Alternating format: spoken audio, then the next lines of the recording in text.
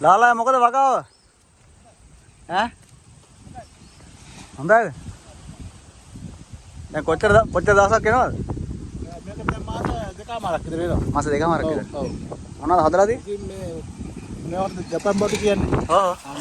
ජපාන් බඩුනේ. ඔව්. තියෙනවනේ. අර සෝලර් සිස්ටම් එකක් තියමයි කරා. හා හා හා. ලක්ෂ 3මාරක් වුණා. ලක්ෂ 3මාරක්. ඔව් ඔව්. බින්ද කපන්න ලක්ෂයක් ගියා.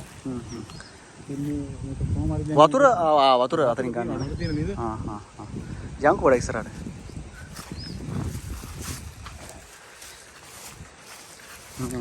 කවුද ඉතින් මේ පුතාලවත් සපෝට් එක දෙනවද මේකට? සපෝට් එක ඉතින් පුතෙක් නම් නෑ. ඉතින් ඔය කුලියට තමයි මිනිස්සු ගන්න දවස් 2500 3000. 3000 නේ.